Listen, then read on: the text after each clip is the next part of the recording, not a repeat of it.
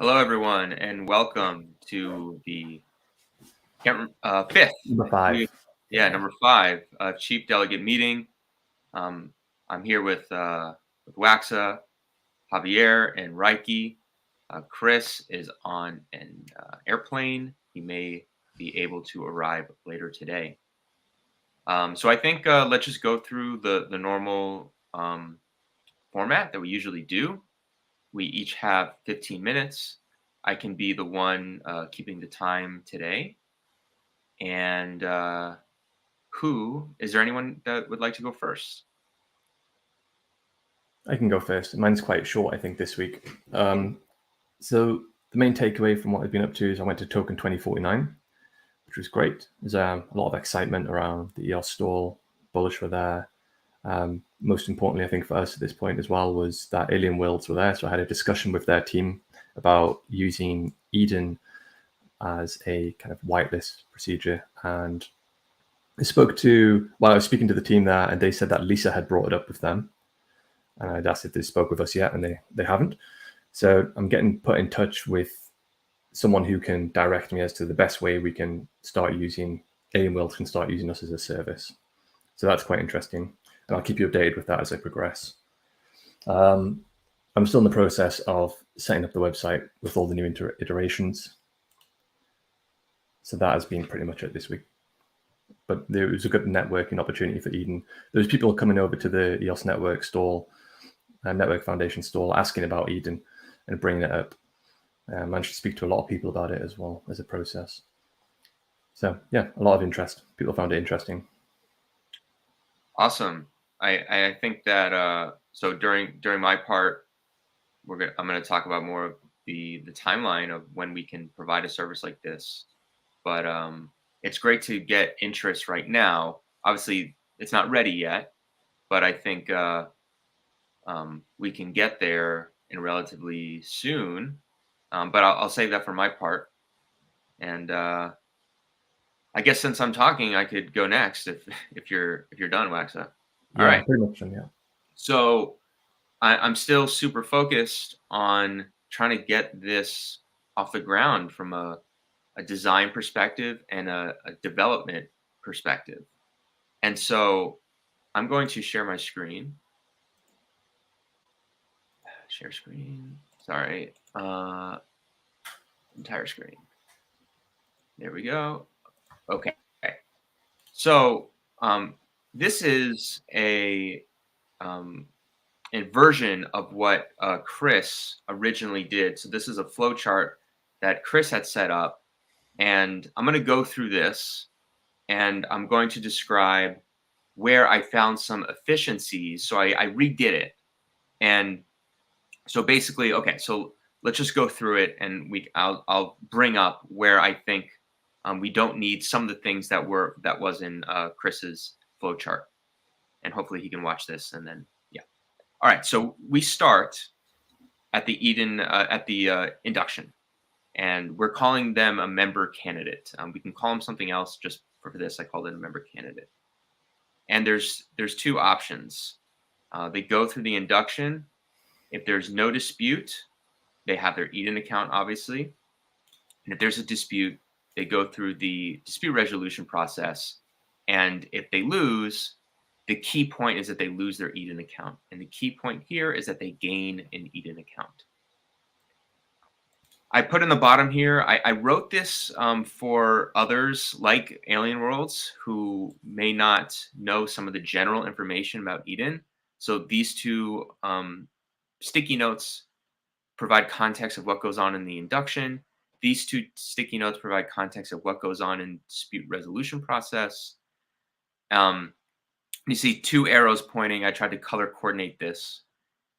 So this member candidate, so this is like, I'm going to go through the timeline, but this is like when it's all done, like when the whole system is complete. So the member candidate is grouped with 2/3 plus 1 majority of members, or in this case, a member is someone who has a non-transferable NFT that they get from voting. So they're grouped with majority of members, and the member candidate must vote, but it does not count towards consensus. And so, you need 2/3 plus one vote. It doesn't count towards the vote.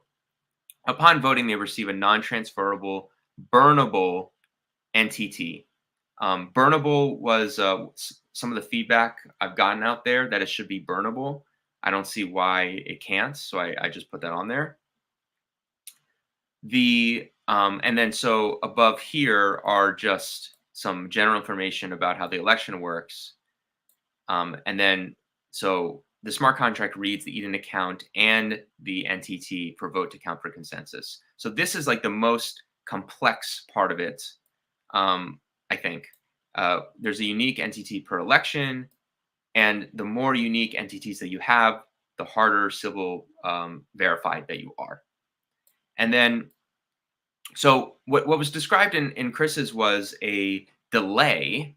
So if you vote, then there's a challenge period that someone can dispute your vote or your authentication. And I don't think that's necessary. I think that the dispute resolution process, you can use that at any time against any member. So, and I think it would be a lot simpler to just, you vote, you get the NTT right away. And then if there's a problem, members can be disputed and use this same process. And so, and one of the keys here is that if there's no dispute, obviously they keep their EDN account. But if there is a dispute, they lose their EDN account, but they don't. So it's a non-transferable NFT. It's a soul-bound token. Doesn't matter because our checks. So we're proposing to have two layers of checks. You first check the EDN account, and then you check whether the account has an NTT, or check that they have two NTTs in a row, or at least 3 out of the 4 last NFTs. We want to make this really modular for our potential customers. If they win the dispute, they keep the EDN account. So it's really all about the EDN account in terms of, because they can't join an election if they don't have an EDN account but have the NTT. So it's really all about the EDN account. And again, just losing EDN account is sufficient. Yes. Okay. And then just reiterating, the main thing here is that we don't need a challenge period. We don't need a delay of issuing the NTT. That's kind of the big efficiency that I found. So in regards to the gradual process of getting this set up, I spoke to Javier earlier today, and we have actually, I'm gonna share my screen one more time here. Let me just blow this up so you can see it, just so we can easily kind of see. There we go. Okay, so you'll see that we have 3 phases. The first phase is, let's get the functionality of distributing the NTT upon voting.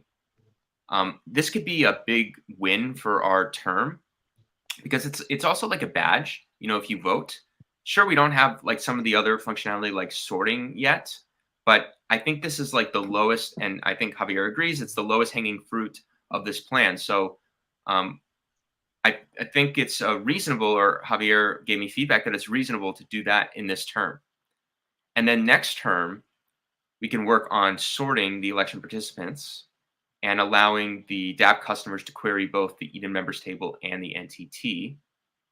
And then in season 6, we can deal with the consensus. So this is the rough kind of timeline, and it seems very reasonable according to my call with Javier.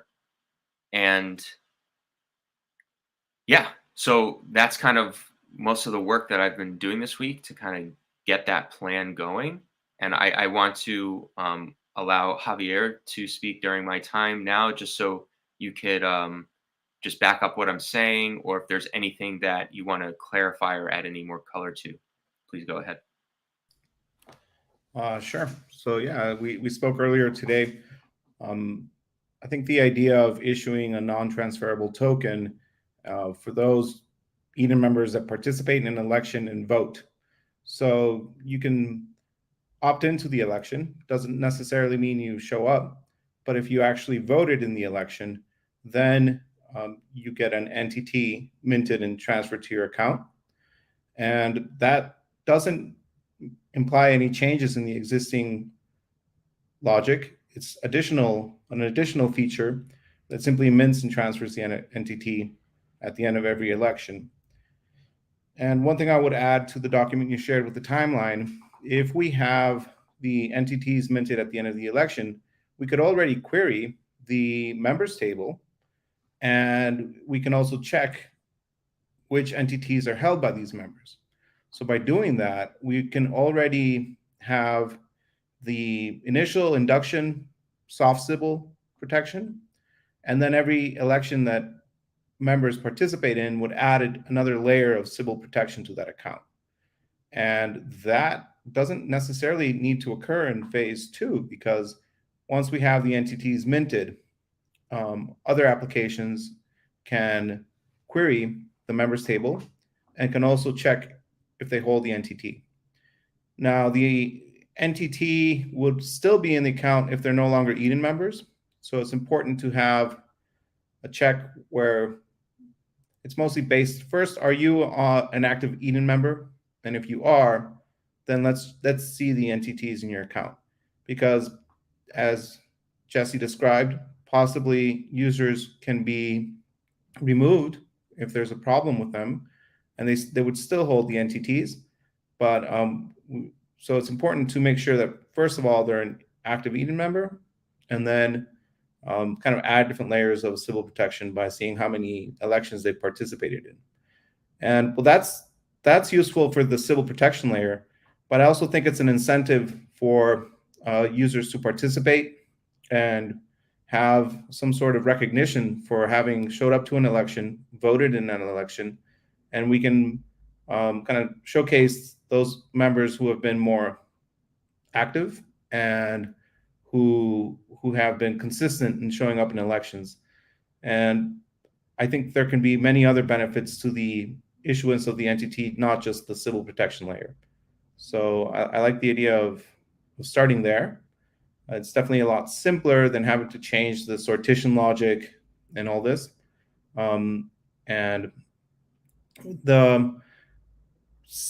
in order to add the sortition logic, we would first need the NTTs. So that gives us, this term to work on that first phase, and then the next 3 months after this term to work on the second phase, which is more complex. So one is a dependency of the other. So it makes sense to phase it out and first have the entities distributed in the next election, and then move on to the other steps, and gives us time to think about it and draw it out, estimate it, get a sense of the level of effort and the cost to make those changes. It'd also be great to get feedback from the community as to what they think of this idea, and allow some time for people to chime in and give us their opinion. And there was one more thing on there that I didn't get a chance to speak to you earlier today, and I know you've heard it before, and that's having members who don't have an NTT, their vote doesn't count for consensus. So I put that in the last phase, and the purpose of that functionality is to protect the Treasury against people coming in. However, I think that if we have the sortition already worked out, and let's say that there was more new members than is available to have a 2/3 + 1 majority of full members, then some of the new members would not be able to join the election. So I think that's like an edge case that needs to be sorted out in the sortition logic. It seems, so now that I'm thinking about it, I think if we can do that and handle that edge case, then we maybe not necessarily need this third phase I have on there, that the vote doesn't count for consensus. As long as we have a supermajority of existing members, we may not even need the third phase. So I just wanted to throw that out there. What do you think, Javier? Yeah, I'm a big fan of simplifying, subtracting. Sometimes less is more, and I think the simpler the solution, the more elegant, the easier it is to implement, the less risky.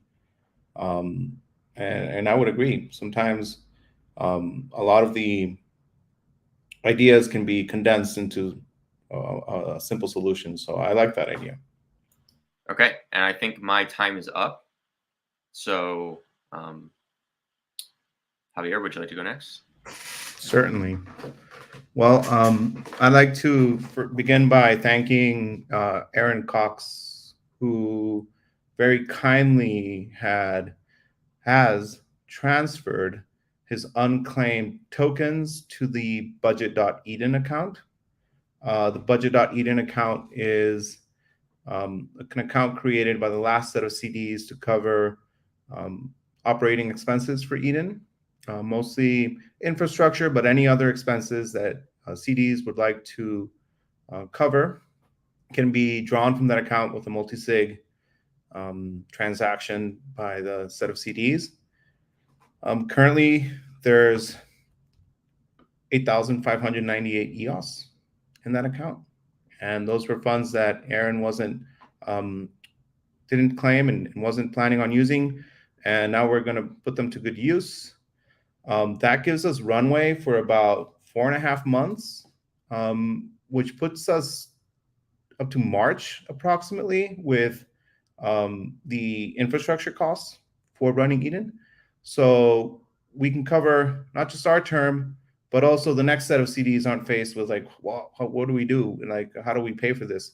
So I'm really happy we did that. And I encourage any other users who still have unclaimed funds, if they'd like to do the same, it's a great way to help Eden keep moving forward. We also paid for the November invoice for infrastructure with our this month's disbursement. So recently we had the distribution of funds for delegates made available, and I used my CD funds to cover the infrastructure for November. So starting December, we can decide as a group to use the budget.eden funds. The price of EOS right now, under $1, it's about $7,800. But let's hope that market conditions improve and that we're in a better spot. And I really like the idea of leaving funds available for future terms as well. And I think that's it's a great thing that Chris Barnes was able to coordinate with Aaron and have this done. So that's my first kind of update.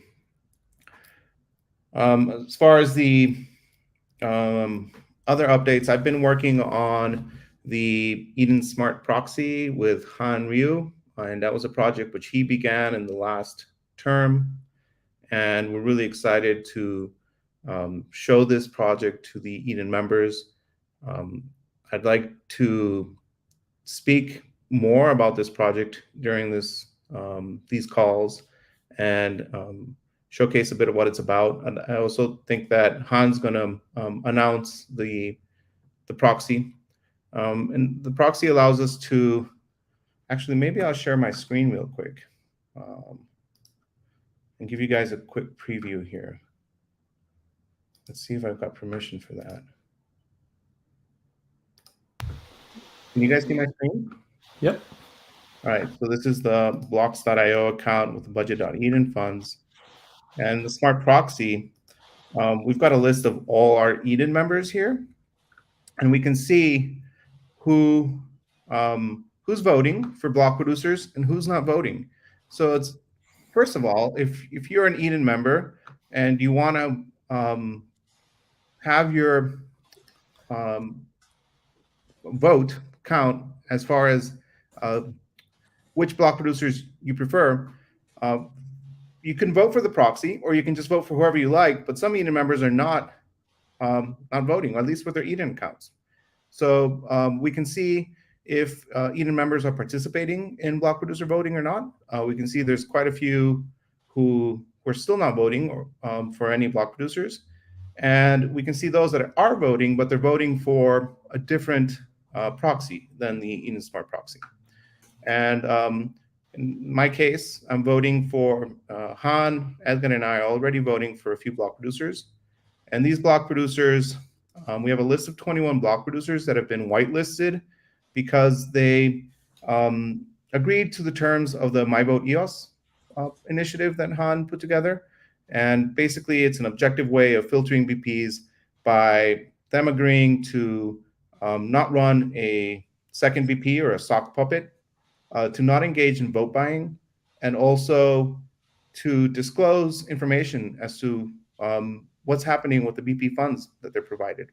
So these, if they agree to these 3 simple questions, they get whitelisted, and then they can participate in the proxy. So we have a list of BPs that have already agreed to these terms. Currently, we have 21 BPs participating, and members can then select the BPs they'd like to vote for.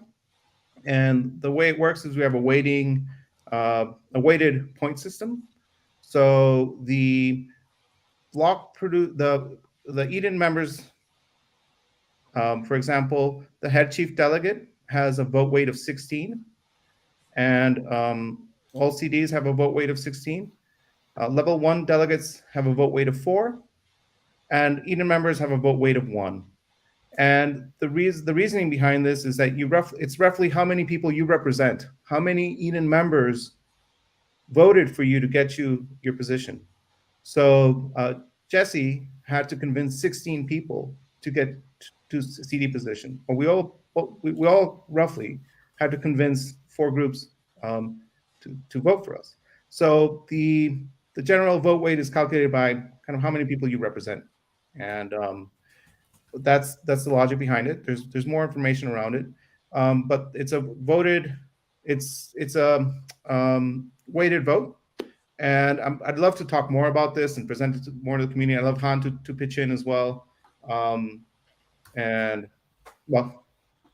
one thing I've been working on. I'm really excited to kind of give Eden members more of a voice. And I think EOS governance can always be improved.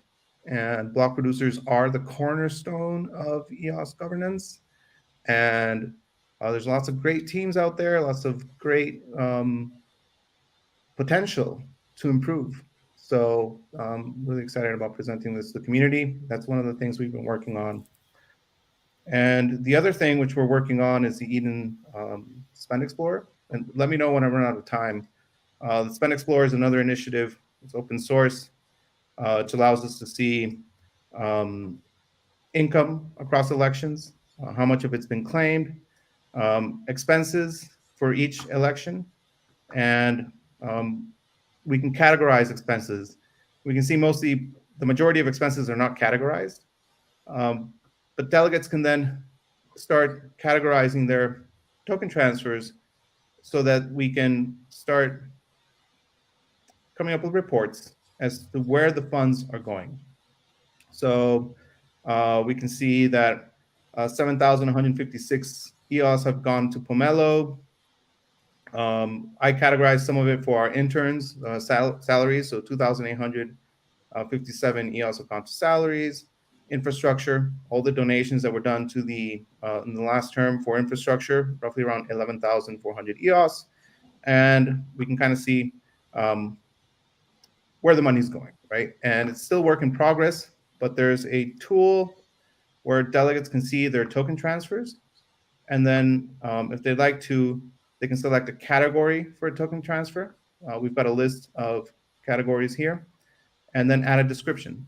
And then by signing this transaction with their Anchor wallet, they can start classifying their expenses. So I'm really excited to start engaging more with level 1 delegates and other community members that were past delegates, so that we can try and categorize our expenses and hopefully get some really interesting insights as to where the money's going and optimize the impact that Eden has with EOS, right? So hopefully this is a good way of understanding, what's Eden doing for EOS? Well, let's take a look at where the money's going. And I think that can help us have an objective way of justifying what we've done as delegates and where the money's going. So these are just some sneak peeks of what I've been working on. There's still a lot more work to do. I'd like Han to chime in more about what's going on with his proxy initiative and kind of hear it straight from him. We've been helping develop this.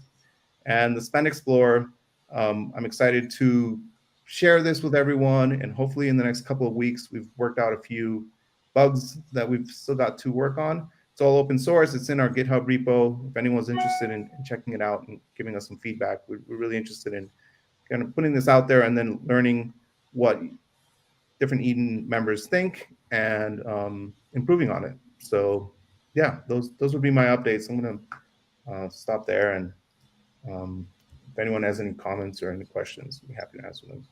Yeah, I've got a question. What do you think the reason would be for a BP not to sign up to the proxy?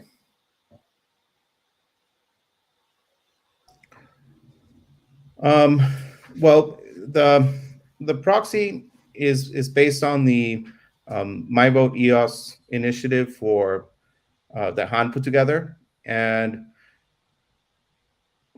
BPs should gain the trust of the EOS community. I think that many BPs are faceless. We don't really know who they are, and we really haven't had them on video, for example, and say, this is who we are, and we're not going to run a second block producer. There's possibly teams that are running more than one block producer, and this is explicitly prohibited in the, say, Ricardian contracts for reg producer on the system contracts. It's not something that's healthy for delegated proof of stake. It's not healthy for decentralization. And the more teams, the more diversity, like geographic distribution, different technologies, different legal jurisdictions that we can include in block producers, the more resilient of a network we're going to have. And rather than concentrating funds in a few hands, by having a wider distribution of network nodes and participants, node operators, we're just all going to be better off, right? I think EOS has a problem in this regard, and this is a potential solution, or at least we're trying to provide something. So I don't know why block producers would be resistant to say, I'm not going to run a second block producer unless but some of them are, right? So unless there's something wrong, there should be no reason to go against playing by the rules, right? The vote buying, well, this is something that was going on. It was hard to enforce, and then eventually it was like, oh, we're gonna just let it happen anyway. But what happens is that a lot of the network inflation is going into vote buying and not necessarily into improving the network. And well, this is a pretty heated topic, but it's not necessarily an incentive to pick the best teams to run infrastructure. And the Han has a very clear vision around this. I've been more on the tech side implementing it, so I'm providing my update, but I'd really love to get Han's input as far as how he sees this playing out, because it's really his initiative. I'm very excited about it. I think that Eden can have a voice in network governance. Eden should have a voice. It's the only democratically elected body in EOS, and I'm excited to create these new mechanisms so that we can explore ways which Eden can engage more with what's going on in the network. I have a question. How do you enforce a block producer from running two block producers? Like, okay, they can say that they're not going to do it, but then it's not necessarily a case of enforcement. It's more of a case of, if you break the rules, you get kicked off the proxy, so you won't be receiving the votes from the community. How do you know? No, but how do you know that they're breaking the rules? Like, it seems to me very difficult to detect whether a block producer is running two block producers or no. It can be. Wouldn't this be a classic case where the tools we're building would come in great handy? That block producer selection is actually through the fractal governance process, where block producer teams would show up and actually select the best ones amongst themselves. So instead of it being like Eden, which is a totally open membership, only block producers, meaning teams that are capable of producing blocks, so they're a standby block producer, are the ones that actually show up to every election round. And then they select the best block producers amongst themselves. And then, Yes, this is the fractally model. This is what. Oh, this, interesting. Okay, so I'm showing up late to the show then. Got it. Yeah, there's an issue with that as well, though, because it's highly competitive. I'm not sure if this system would work as well in that respect. It might work, it might not. It's quite has not been different. proven. Pardon? It has not been proven. I mean, Yeah, there's been only up to this point. There's been either very low, like what's on the line, or nothing's on the line, and you're just kind of doing it for fun and just see how it goes. Mm-hmm. And so we have not been able to observe the behavior when the benefit is highly desirable in this fractally system. The second issue is that, our goal is to increase membership so we have a more fair election across the board. But when you're dealing with, say, 100 block producers, maybe you can have more than the top 100 or whatever if they wanted to take part. Some other candidates aren't quite there yet, potentially, from external sources. Anyway, it's still a limited number, and therefore the election process would be constrained within those boundaries. There seems to be a sweet spot when you have a certain number of participants in Eden, where it becomes even more fair. Which is why we're trying to recruit. So one thing that's required from, sorry, go ahead.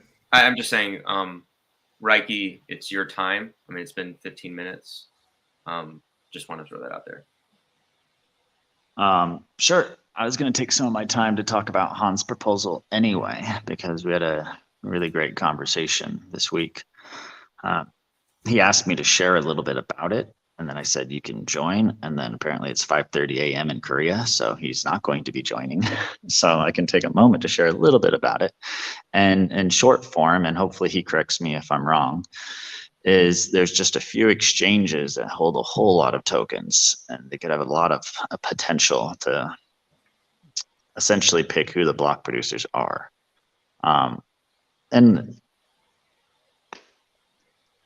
And he wants to petition those exchanges to actually use their tokens and vote for the Eden proxy. So then de facto, it is kind of the Eden proxy system that's picking the block producers. So that was one idea that he was bringing, and he had been talking to a lot of people already and already in conversations with some of the exchanges, and he's been doing a whole lot of groundwork to move this thing forward.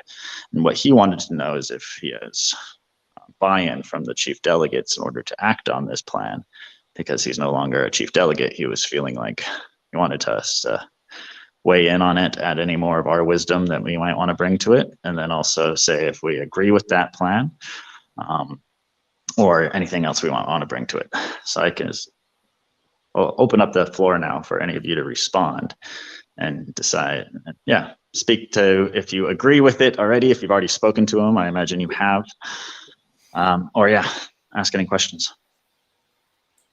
I think providing a system for a more fair and which holds the BPs accountable for certain actions is a good thing. More transparency and more communication with BPs would be great.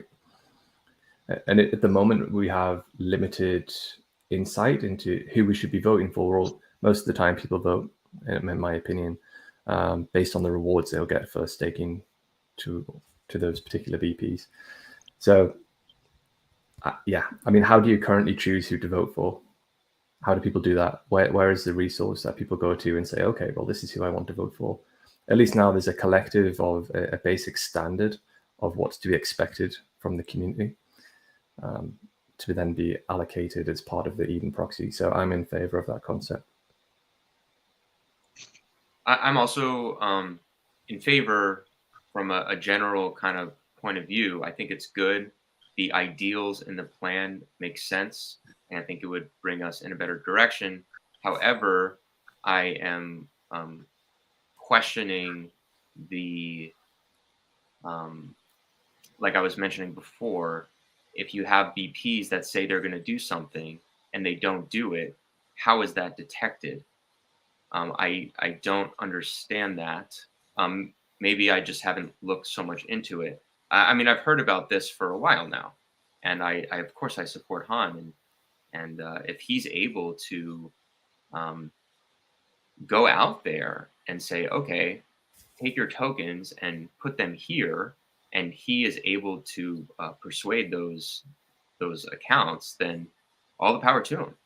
But I just don't really understand how the mechanism can work, I guess. I think one way you could look at it would be if they are found to have been breaking the rules, then they are removed as a consequence. But you can't control them, control people, or control the VPs. Right. So my question is the how. How would you discover it? How would you have confirmation? There'll be have you. So there's a whitelist of VPs that have gone on camera and agreed to 3 simple rules: yes or no questions. I'm not going to engage in vote buying. I'm going to disclose information on my block producer, and I'm not going to run a second VP with the same team. I'm just going to run one block producer, right? And if they agree to these 3 things, then they get whitelisted. Now, the point on giving information on your block producer has to be done periodically, right? So periodic reports on financials and what their operating infrastructure is like. And this solves a problem. We have a lot of VPs that are faceless. We don't know, they don't have a website, they don't have a Twitter, they don't have a contact name. We don't know who they are, really. And they're getting rewards, right? So just by we're willing to be transparent and at least show you who we are, that's a requirement to be a block producer. In Bitcoin mining, anyone can be a Bitcoin miner, but in a DPoS system, you need to show your face. And this is we can't just have these anonymous block producers pop up and they're most likely the same group of people who are running multiple block producers. It's been a problem that's been happening in EOS for many years.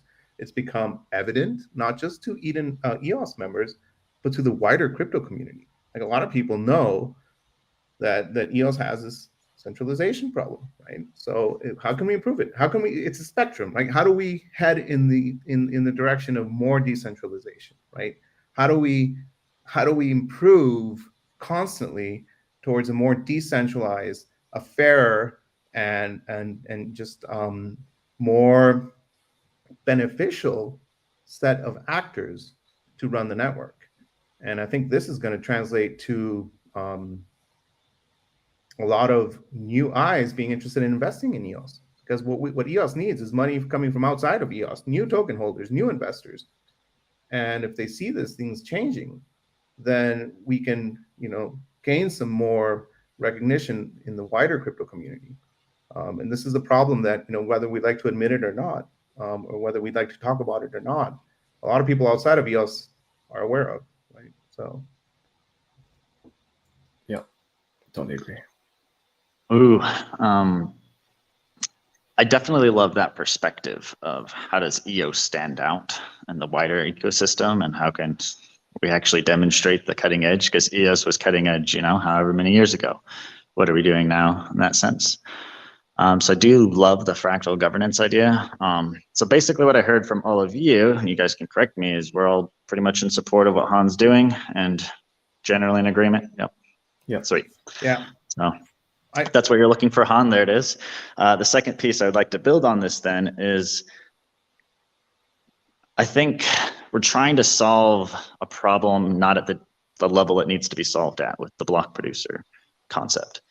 And that is, block production really is providing infrastructure and security, not necessarily all the things we hope they would do with that money. So what if we separated those out and we say we have a separate budget for infrastructure? And that's the one where you set up a block producer and then you go through a fractal governance process and pick the best people who are going to provide infrastructure. But then you ditto that process. And this is what we were talking about with the different organs within Eden, right? And this is what we can actually start building out, is you could mimic that process for how you pick, the chief delegates who are going to deal with a strategic budget, which is kind of what we're doing right now, right? And then you might have another process for the best marketers or whatever. So for every function you're trying to solve for, you're trying to do governance for, you can have a separate, election process to pull out the best people who can provide that ecosystem need. So right now we need to it's all about kind of breaking it all out and decentralizing it. Right now we're expecting block producers to do way more than produce blocks. I think we should remove that concept and say, actually, we're going to pay you what it costs to produce blocks. We're not going to pay you way more and expect you to do more with that money and, hold you to account of something that you're not really meant to be doing. Produce blocks, produce them well, produce them securely. We'll pay you a fixed flat rate for doing that. And every election cycle, let's try to find the best people for that. Simultaneously, if the same team wants to then do strategy and provide marketing and all the other stuff, then there's a separate treasury providing funds for that. This is just talking and discussing this and seeing how could we actually experiment with this inside of Eden, and have our experiments kind of moving in this direction. Because now we're also attaching our ecosystem designs to potentially being able to serve EOS, should we demonstrate that it actually works. So in this case, we're kind of like the test net for EOS and how we could do governance and strategy and distribute a budget more intelligently. I mean, I'd like to add something to what the role of block producers is. I mean, yes, they do provide infrastructure. They are node operators. They produce blocks. They run, query feed, producer nodes, and history solutions that are required for dApp providers, et cetera, right? Okay, so they're infrastructure providers. But block producers also govern the network. Block producers in the top 21 decide where and when MSIGs are signed, and there's a lot more to just producing blocks with block producers. They govern the network, right? 15 block producers decide what we're doing with the money, everyone's money, right? It's and creating inflation is taxes. It's a tax on all EOS holders, right? I mean, I see inflation as taxes. So taxation has to come with representation, in my opinion. We can't have a group of unknown or people who are not participating making these decisions. And that's where I think that block producers' role is not just infrastructure, and selecting our block producers is critical, not just for the infrastructure side, but for the whole governance side. It's all based on these multi-sig decisions made by block producers. So it should be very well known that their job is not just to do infrastructure.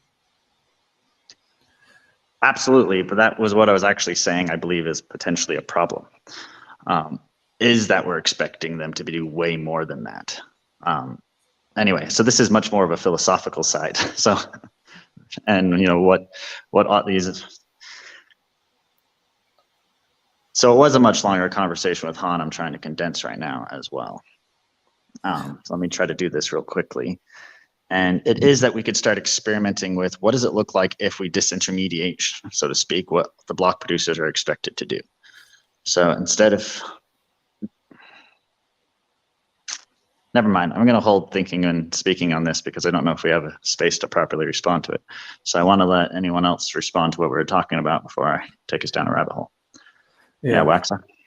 I think Brandon here mentioned that having stake in the game is important with regards to the democratic system as well when it comes to electing BPs. And I agree as well. So whatever system's put in place, token weight still needs to be considered, whether it's one token, one vote, or however we do it. But this is, like you say, it's hypothetical. What I can do is I can pull Han into the call now, if everyone would be okay with that. And take up some of our spaces. Okay. Just give me a few minutes to sort that out, and I'll let you. Oh, we can talk about something else in the meantime. 1 second. Well, then I'll wrap up and connect this to the broader theme here. Is when we're thinking about designing the ecosystem for Eden itself, I'm now wanting to relate it to the need that EOS as a network has, so that our experiments and what we're building and the tools we're building, all of that stuff, should they really be successful, they could translate over into EOS. And then maybe it is as simple as like, yeah, we've demonstrated it now in Eden, this fractal governance process for more intelligently distributing inflation. Now it's not just, the BPs that hold all the power. And now there's like 3 different bodies of governance, so to speak. or however many that we can create. So it is providing a more intelligent ecosystem, a more effective ecosystem that's more decentralized, more capable of meeting the needs of the ecosystem. Because as we've seen for the last few years, the BP system wasn't enough, right? So that's what we're kind of here to do, is build what comes next and get it ready. And should they succeed in our own kind of sandbox, then it's just putting up a vote. It's like, yep, let's adopt this new system and off we go, right? So that's now the way I'm thinking. And then this is really obvious, the value we're bringing to EOS, because we're experimenting with the future governance of EOS in that sense. Seeing what we can pull off.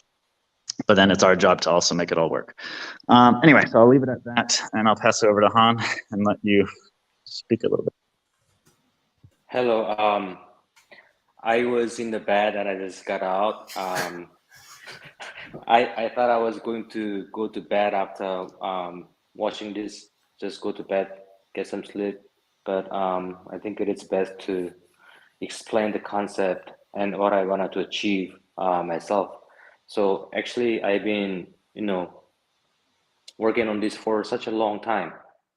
There has been my videos, and now in the last 3 months, I and Edenia has been building this thing called Eden Smart Proxy.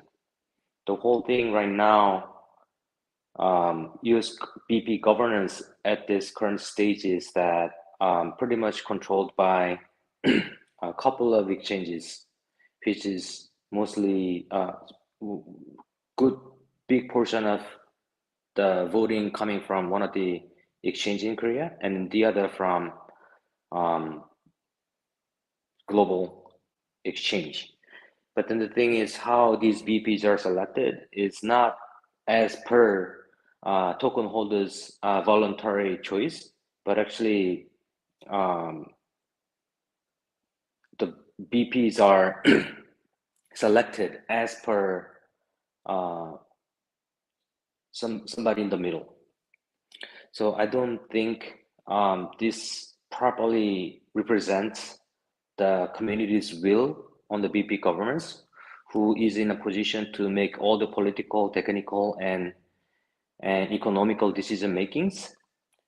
So, getting this governance right is very much important as a blockchain, because in the end, blockchain is just a legitimacy tool.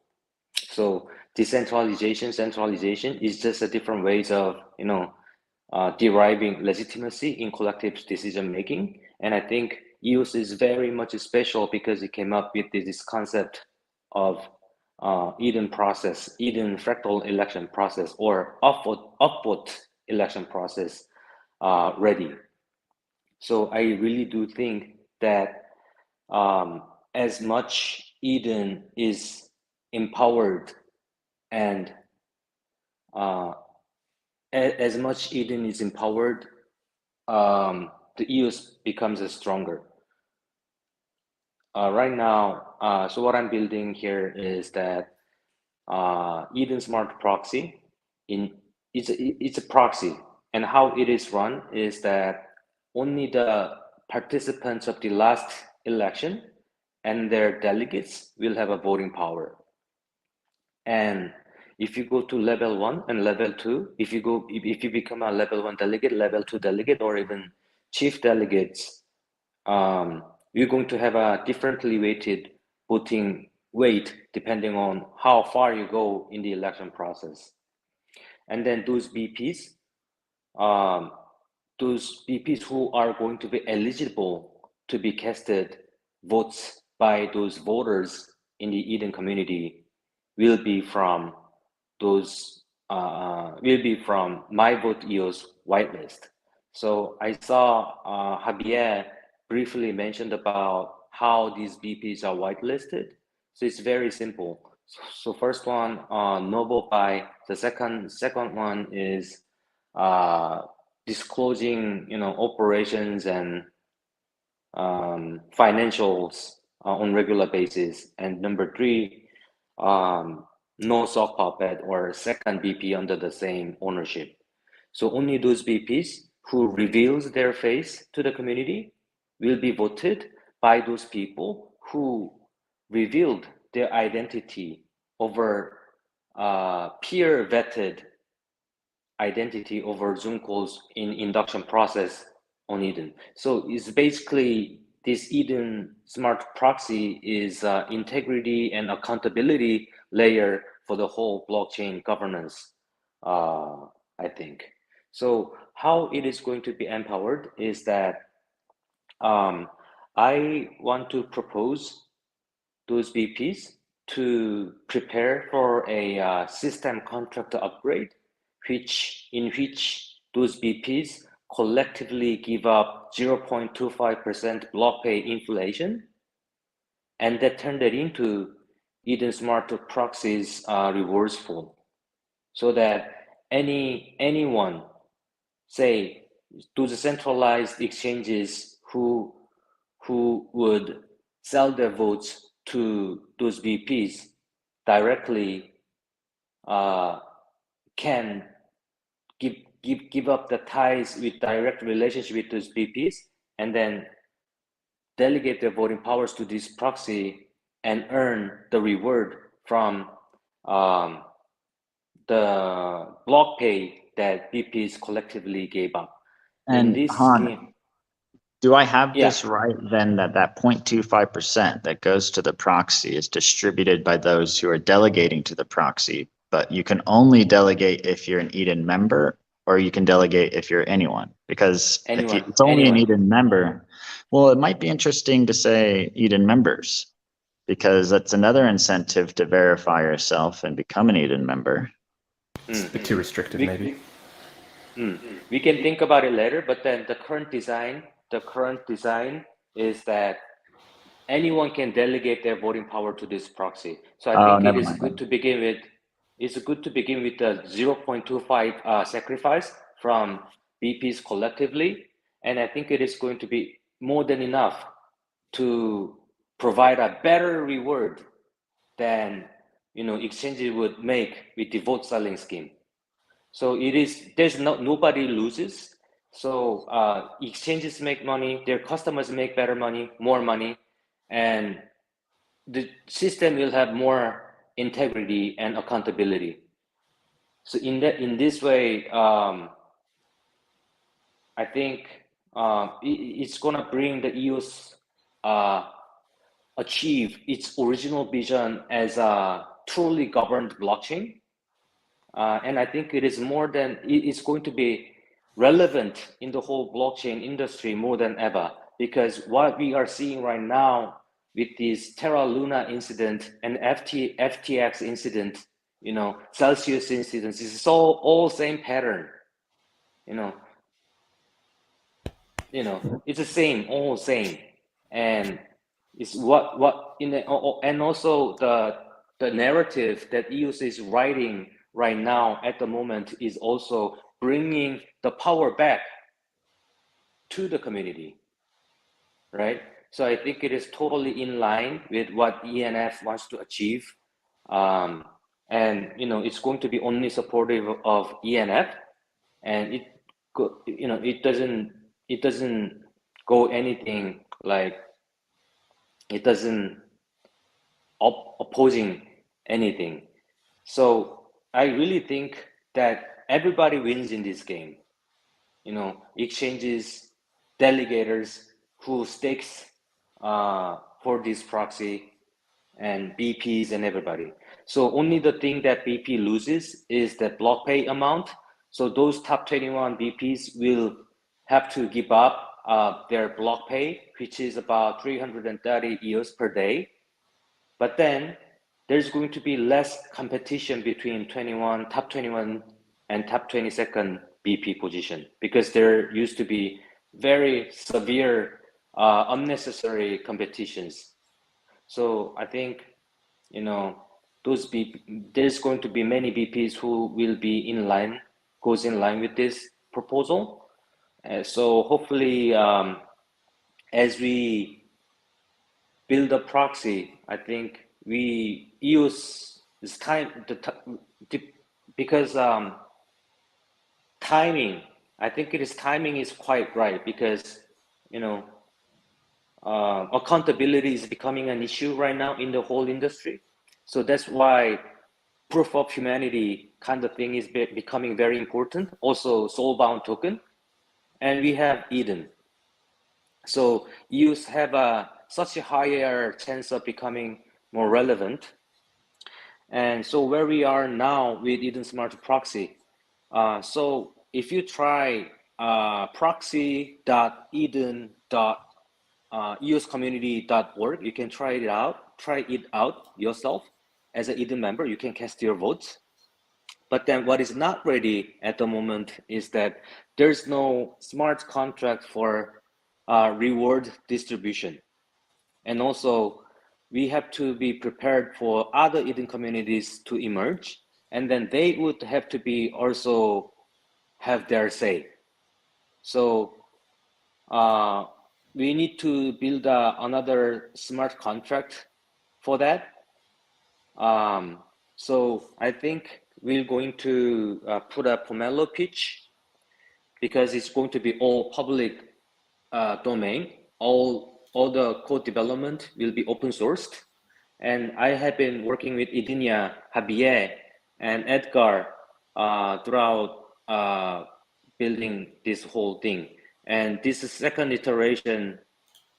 I really want to get support from CDs, you guys, in financial ways, and also, you know, endorsement way.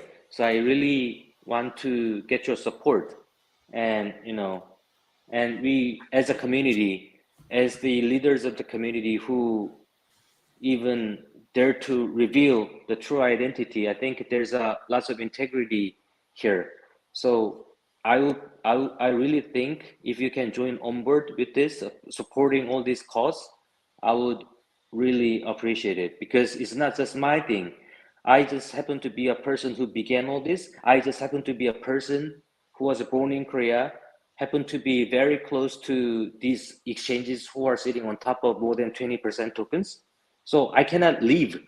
I could have left EOS way long ago, but then I couldn't do that, because I see that how things can drastically changes as this thing can happen. So this is I think it really is the moment of the truth. It's the moment of the truth. It's the upcoming month or two will be a moment of the truth. So EOS will either, like, you know, really become the chain that is truly, truly, truly owned by the community, or just stay here. So I think this is the last shot, and then this MSIG this time showed us the significance of its meaning. So I mean, right now, Korean communities, not all of them, but majority of them are really pissed. Chinese communities also, because this MSIG deal was not, you know, discussed properly, publicly. And this fund, you know, 68 million is public money. It's not private. It's not something that can be decided behind the door. All the conversation has to be public, like a C-SPAN TV. In the US, there's a C-SPAN TV, right? So all the congressional conversation is aired 24/7, and although nobody's watching it, you know, there has to be recorded public conversations. So we don't have that. We don't have that. You know, although BPs are deciding everything on behalf of us, but then we don't know who they really are. We don't know what they are up to. Of course, if we go to blocks.io, we know their, like, BP name, but then what else do we know about them? Because they don't talk to us, because they don't have to represent us, because they our right. If you buy your right, if I buy your right, do I have to represent you? No, because I own your right. This is what's happening. This is the truth, and we have to face it. Thank you, Han. Yeah. I think you have, we discussed earlier when you weren't here that you have the full support of Chief Delegates. Obviously, Chris Barnes isn't here, but I'm sure you know that you've got his support. With regards to the financial side, what exactly, could you be a bit more specific about the financial aid you are requesting or would like? The financials, I think, so the initial, budget, Edgar has put together, it was about a little more than $20,000. And I think if we go through Pomelo, and if each of you CDs spare like some affordable portion of your disbursement amount for this project, and me personal and budget allocated for this, I think we can cover it. So the exact how much each of us should commit for the Pomelo, I think Edgar from Edenia can come up with a plan within early or mid next week. So I can share that. So you guys can discuss about it and decide, your stance about this. I think in the next few weeks will be,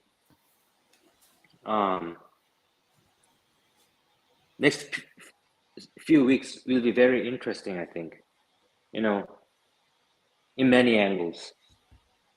So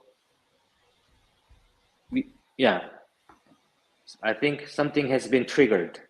Something has been triggered. I agree. I think it will be interesting to see how this plays out. I look forward to for us to receive that proposal. I'll be more than happy to donate some of my Chief Delegate funds towards that goal. Yeah, I think either during this weekend or early next week, I and Edenia and I are going to publicly post an article announcing the first iteration of the Eden Smart Proxy, how it works, what it wants to achieve, and what's the future plan in written form. So so I would really, really love if you can support this along with all the other L1 delegates. And I think there's a all hands delegates meetings also, right?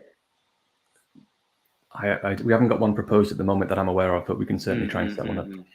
Maybe we can talk. Maybe we can talk about it more if that happens also.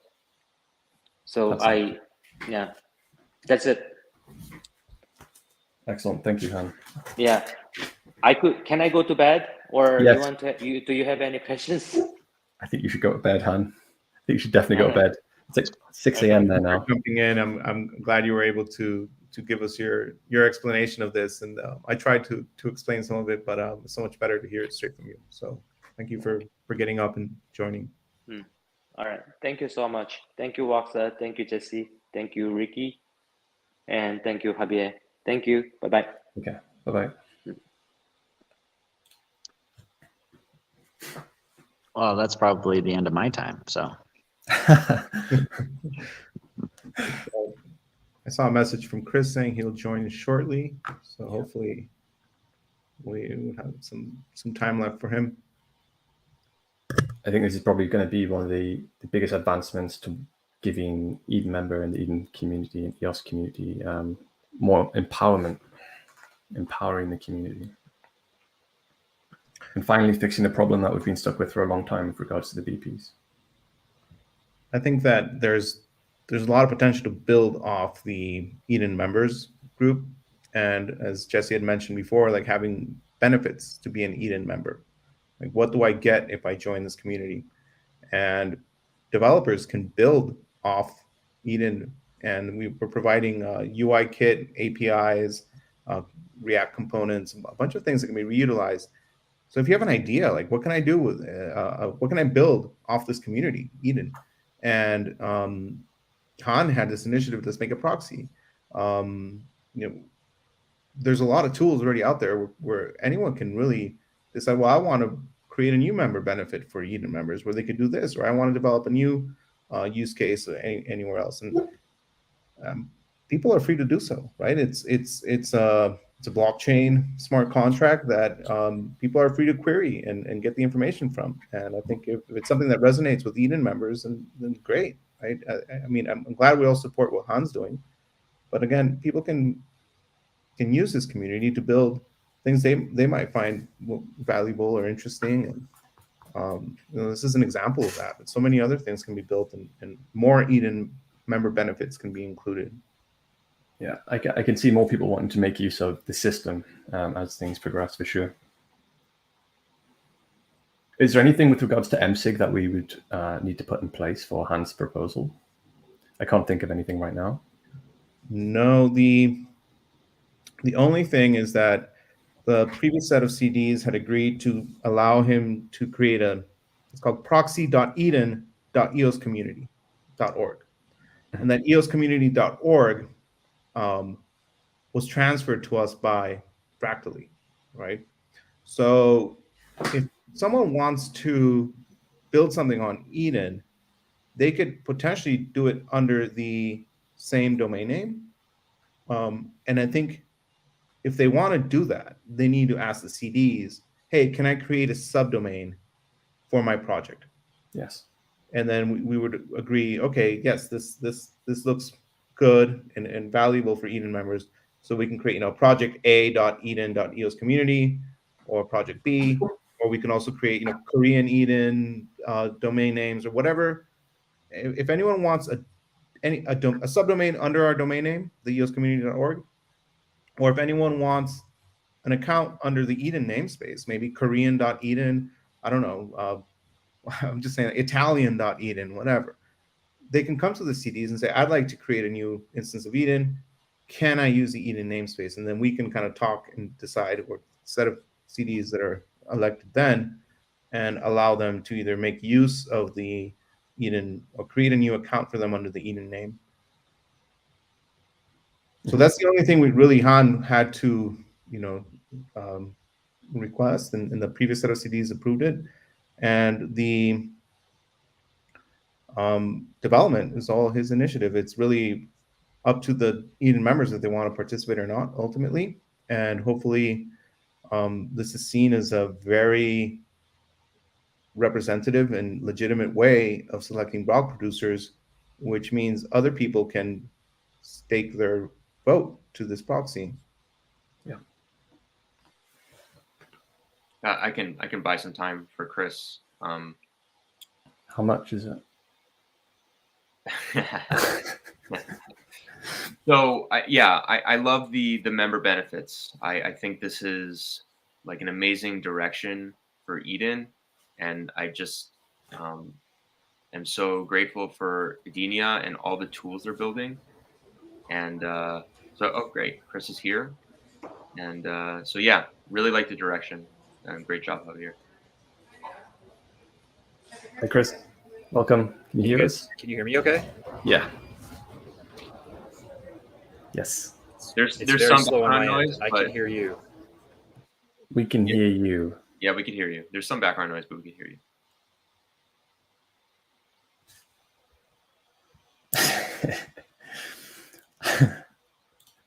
You're on mute. Time, Brendan. I think it's your time, Chris. Yeah, Chris, go.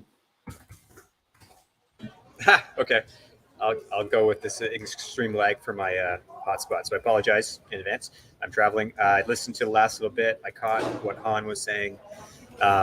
Full support. I agree with everything he says. I agree that Javier was saying about that BPs have more responsibility than just making blocks. I don't agree with the narrative that we should be relegating BPs to just doing that. It's not possible. It's not how DPoS works. They have to make MSIG decisions.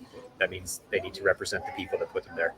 I don't know how far we've gotten into the concerns with the 68 million MSIG. I have some. I think that the idea that the ENV, these EOS Network Ventures, has been discussed and the community knew all about it. That's fine. I don't think any of us knew anything about 68 million EOS being minted out of thin air. So I think that that narrative falls apart pretty quick. And I hope it's not used too extensively because it's.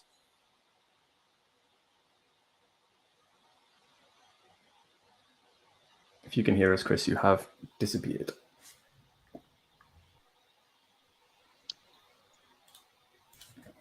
What a shame. So I'm feeling inclined to verify or clarify rather what I was saying about disintermediating the BPs. Is not that I don't think they play a valuable role. It's that I think we're expecting too much out of those one actors. And we're already seeing like ways of solving this through setting up Pomelo and this Eden ecosystem in general.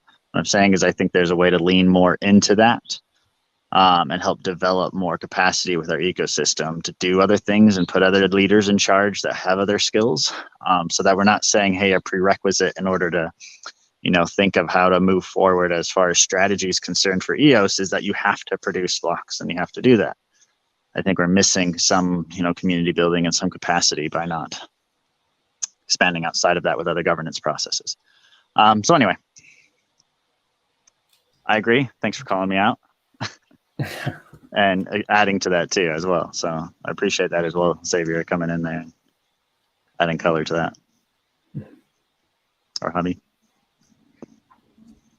Yeah, I think there's the idea of checks and balances and different bodies of government that can have different functions, and we definitely don't want to have one central entity in a blockchain governance structure.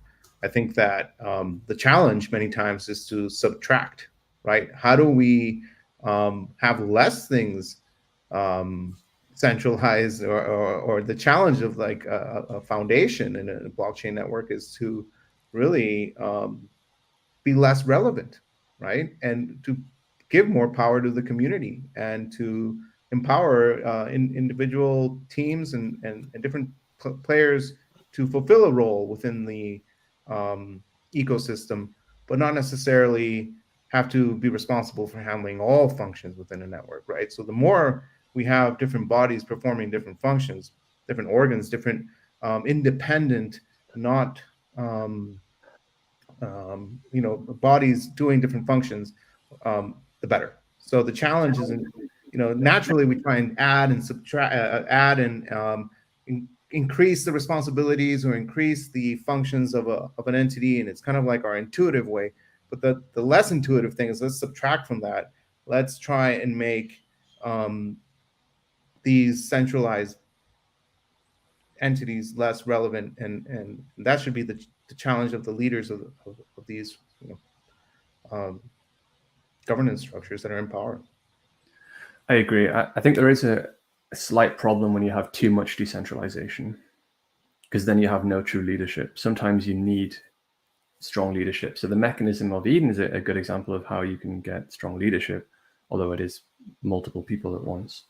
But I think that's an important distinction to make between something that's fully decentralized and then Eden election process.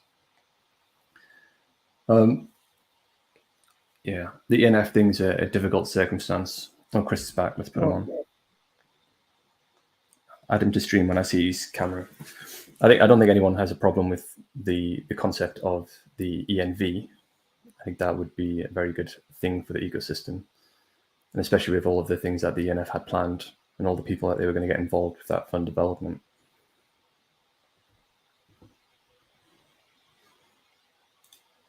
Let's see if Chris comes on. Let's see. Maybe if we all turn off our cameras, I don't know if that would help on StreamYard, but we can give it a go.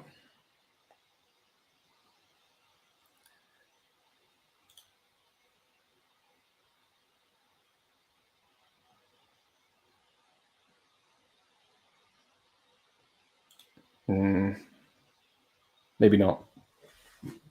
Chris, if you can speak, just jump in at any point. Oh, there we go. Can you hear me okay? Yeah. Okay. This is working kind of. How far did I get when I did join in earlier? Just at the start, you kind of explained how you have an issue with the recent issuance of tokens. Oh, yeah. Okay. Yeah. I was just saying that I think there's going to be, so the idea that the community knew about this, I think is the biggest thing to me is when you start to mint new tokens, that is something that affects every single token holder, because it's, you're deflating our net asset value. Like you're inflating the currency supply. You're devaluing what we all own. So that conversation had never come up, as far as I'm aware, when the ENV was being discussed. So the narrative that I think will probably be explained is that everyone knew about the ENV. We talked about it in the fireside chats, and so it was, there's nothing new here. Everyone knew about it.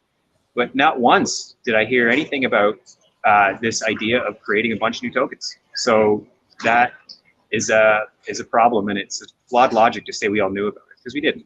And the only thing I'm most primarily concerned about with the whole thing is that we just didn't get forewarning about this move that affects every single token holder, who should have had a chance to be notified of what was planned and vote accordingly. And that also means that we need to know what the VPs are thinking.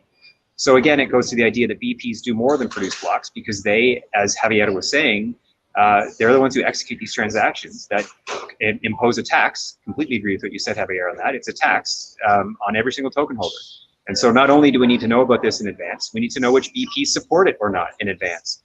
And then we vote accordingly. That's how the process is supposed to work. And right now, that's not even close to what happened. And anyone in the ENF who did this should recognize blatantly that this is a problem. Like, I don't understand how anyone can argue that this is like totally okay.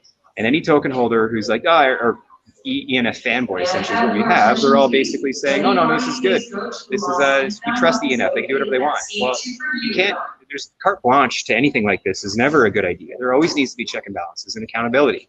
And so I don't understand how people are just sticking their head in the sand and perfectly okay with the idea to mint more than 5% of the token supply in one foul swoop. It kind of blows my mind that people are just carte blanche. Yeah, no, we support it, no problem.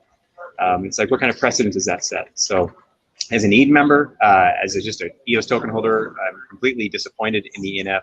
I'm disappointed in their tactic, in their approach, their post comms, and so I'm not scared to speak out about it, because I'm not being paid by the ENF. I think the other big thing we're seeing here is a moral hazard by those who are being paid and financially benefited from what the ENF is doing, and a lot of them are very deserving, and it's not a problem. But the fact that that happens means that there's a moral hazard to speak against it, and that's a problem. And I think we need to recognize it for what it is and not hide from it. And I don't have that moral hazard. I'm not, the hand is not feeding me, and I'm willing to bite it, right? That's the thing we need to be aware of. So anyway, comments on that, fellas? I think the reason we select the BPs who make the decisions like this signing of the MSIG don't justify the reason why we're voting for them in the first place. They aren't the correct reasons why we should be voting for the BPs, which is why I'm completely in favor of Hans' initiative, where we at least hold them to some level of moral accountability and provide the network with more value.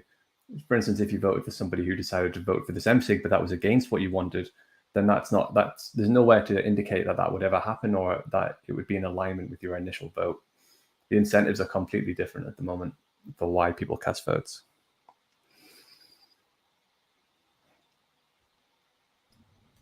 Yeah, I mean, as an EOS holder, we are affected, and also the treasury for Eden is affected, right? So as a group, we're also impacted by this decision. And to Chris's point, I mean, who controls access to funds? Who can fund Eden? Well, the ENF can, right? And if we're not in agreement with something that's being done, what consequences can that bring to this group, right? And I think I completely agree with the moral hazard issue, and that this does have to be discussed. And Eden should be consulted as the only democratically elected body in EOS right now. At least get the opinion before these decisions are made. That's my perspective, and I think that's one place where Eden can bring a lot of value to EOS token holders and to the community itself, and really resonate with the everyday token holders not necessarily those that are benefiting from this. I think Hans Eden proxy gives the opportunity for some of the largest token holders an opportunity to share their opinion about recent events as well. So I was watching an interview with Nova Crypto and Michael O'Sullivan, who was a season 2 chief delegate, and he brought up the idea of the chief delegates governing. And specifically, he was talking about, at the very least, project governance expectations for the network as a whole.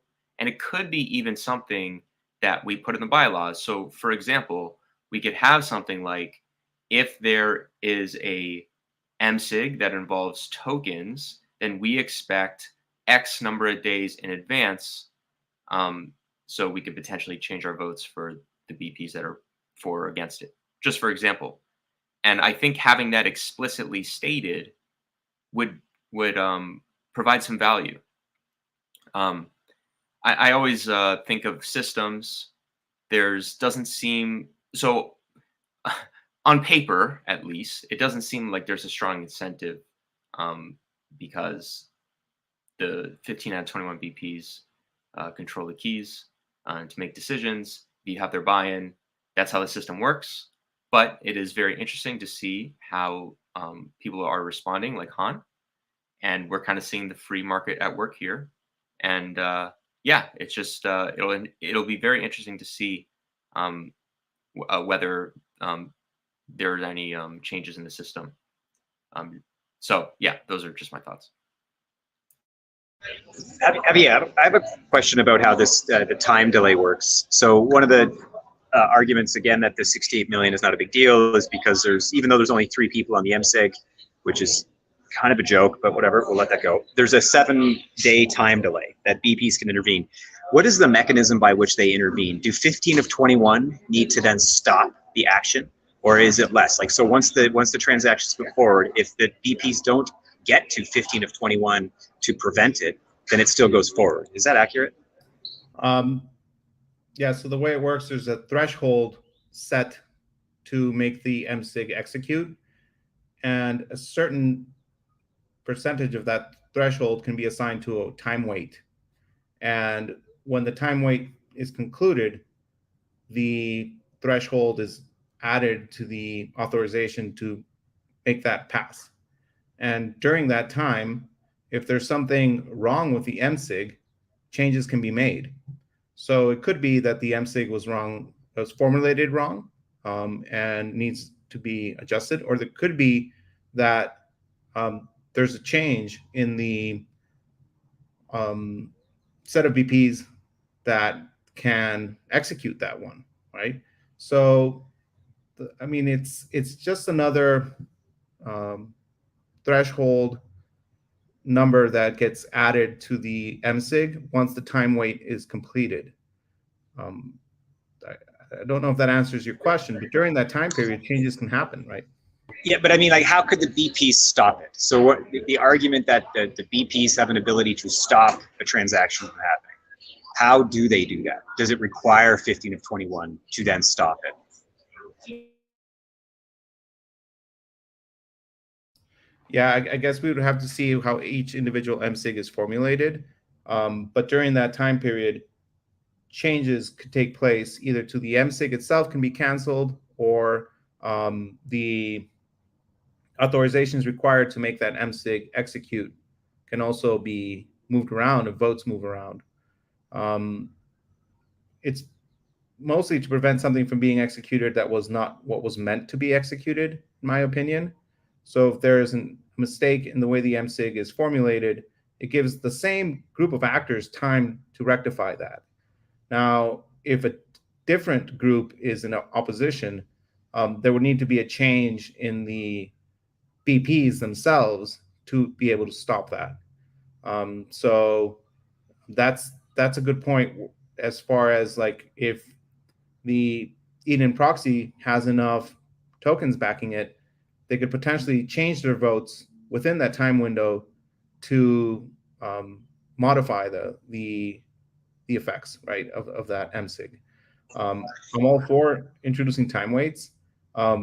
However, the same group that signs it originally would have to change it, or we would have to move fast enough to get a new group in power, which hasn't really happened much in EOS, right? Like the votes don't move around much, to be honest.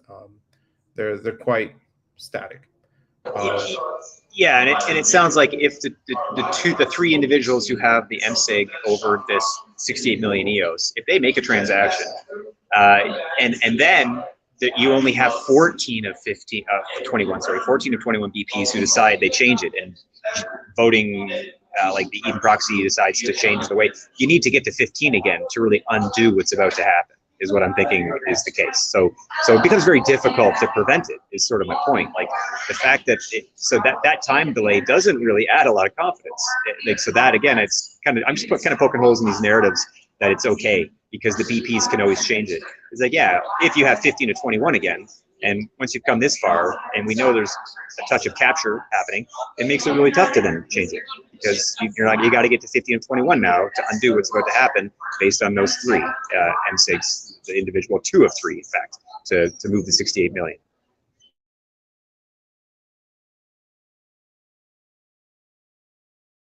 So to me, it just means that we should have more. We should be demanding more than just 2/3 of 3 individuals to have control of 68 million EOS. The time delay is not enough, is kind of what I'm getting at.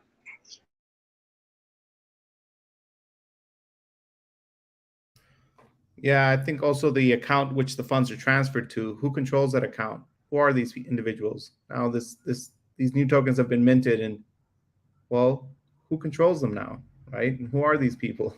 I'd like to know. And there is a multi-sig for the account that received the tokens, but I think it's also not just who's minting the tokens and transferring them to an account, but also, well, who's on the receiving end, and who are these individuals, and what do they plan to do with this? Like discussing not just the inflation, but also the structure behind who's receiving that inflation and where's it going. And these tokens were minted. Now they're in the hands of another group, and I'd like to know more about who they are and what they're planning on doing with it, because that's another very important aspect now, that I don't know where this money is going to go, or how it's going to be used, or what the plans are. So the MSIG structure behind the receiving account is also something important to consider. Exactly, and I guess the answer you'd probably get are that's an intermediary, that 68 million held by the 2 of 3 MSIG will then transfer funds to a GP who will then run the ENV, right? So that's who really the end destination is. So then it just begs, to your point, who is this GP? I mean, surely if there's plans to have a GP, then it must be known in advance. Like Eve has mentioned numerous times that he's talking to VCs and he's got people lined up. Okay, well, let's hear it. Who are they? Like, right? Like, so it's one thing to say, well, we can't have a fund until we have money. Like, we can't get LPs until EOS steps up and throws a bunch of free inflation at it. Okay, but then like who's going to be the GP? Like, are none of them willing to come public and say they're being interviewed for this? Like, it's just, we're just going to trust that we're going to hire some good people. Like, there should be a screening process that we should have some sort of opportunity to see who's going to run this fund. Because I don't think any of us have seen any names put forward from anyone about who's going to run this fund yet. We're just told to trust. And I guess that's the way it's going, right? Where I'm noticing the analogy that EOS token holders are a bit like a beaten wife syndrome, where we've had a bad relationship with a previous spouse, and now we're willing to take, because it was so bad, we'll take the next best thing, even though there might be some issues. But since we were beaten before, surely what we have now is better than how we were beaten before, so we'll take it, even though there's questions and things we should be asking, and still it's not perfect, but it's better than it was. So we'll just kind of put our head in the sand and call it good enough.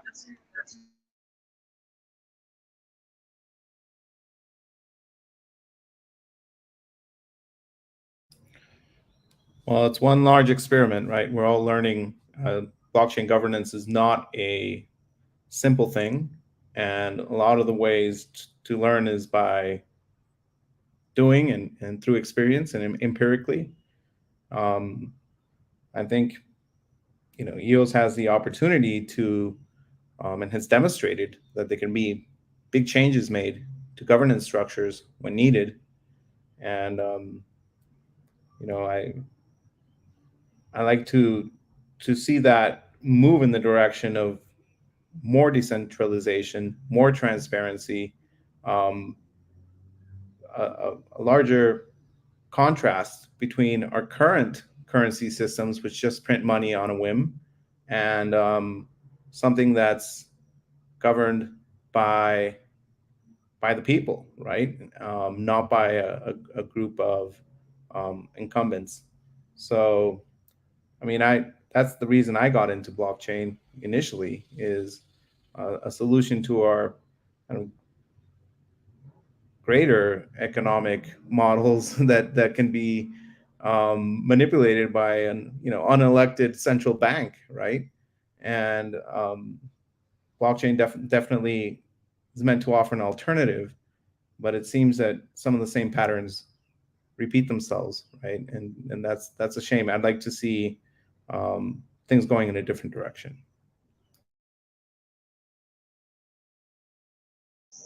Yeah, and I think you mentioned earlier, like, or maybe it was Jesse talking about with Michael from Bywire, how Eden can basically have this opportunity, this voice, right? And I think, yeah, the argument will be, well, Eden has low participation and people aren't doing anything and we haven't done anything, and like that's the counter narrative to why you'd even bother including the Eden community in a decision. And I say, well, yeah, okay, throw some more money at it. Like, no wonder there's not much participation. There's not much funding going towards it. So yeah, it's like, it's on one hand you say that we're not doing anything, and the other hand it's not being funded. So it makes the narrative quite easy. But at a minimum, what could have happened and what could happen is all the various Edens, because we know there's more than one. The English Eden isn't the only one that matters. It's a global EOS community, and we have to respect all languages. Why not? Why doesn't the ENF take the opportunity to set a precedent and reach out to the various Edens in advance and just get feedback? Like, let's, you don't have to take our word for anything. You don't have to do what Eden says, quote unquote Eden, but you could certainly seek feedback from right now our blockchain ecosystem. They're Eden members, and what better way maybe to, without throwing money at Edens, just throw opportunity to have influence. That alone might lead to more participation. If token holders knew that Eden had an opportunity to weigh in on these big important decisions, that's like a very nice courtesy that might lead to more Eden adoption and usage, where the ENF simply says, here's something we're going to do, it's big. Eden, we'd like to see what you think about this, and speak to and do AMAs in the various languages, and have Eden, quote unquote Eden, have a chance to respond. I think that would be, if members from ENF are listening to this, maybe something to consider, because that's pretty low hanging fruit and wouldn't take much more than setting up a call.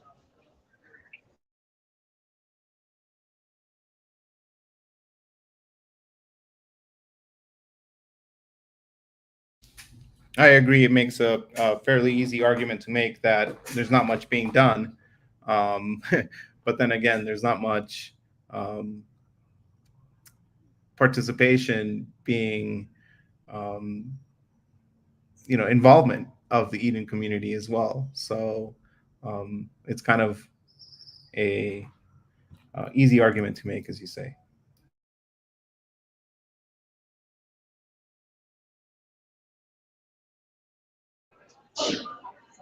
I'm starting to cut out a little bit, so I think I missed part of what you said, Javier. Hopefully what I said came through. But I think I think this call's probably been going on for a while, so I'll say goodbye, and I'll certainly be present fully for the next one. So I appreciate everyone with my late entry, and yeah, look forward to next week.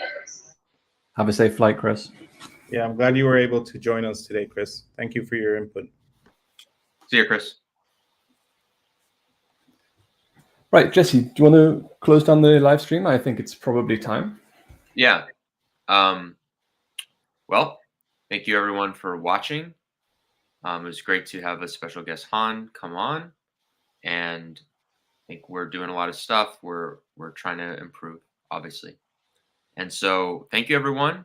Have a great weekend, and we will see you here next week at 7 p.m. UTC. 17 UTC. 7 p.m. UTC. 7 p.m. UTC. 19 UTC. Thank Yep. you, everyone. Bye-bye.